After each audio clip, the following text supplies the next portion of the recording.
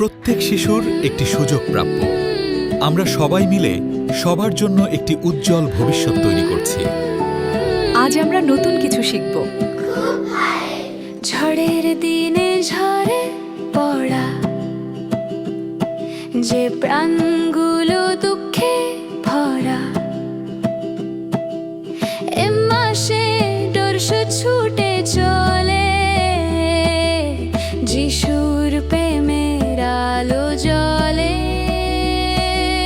ভগ্ন জাতির মাঝে আমরা আশার দূত, জাগবো পথ দেখায় সেবা যাত্রার সূত্র।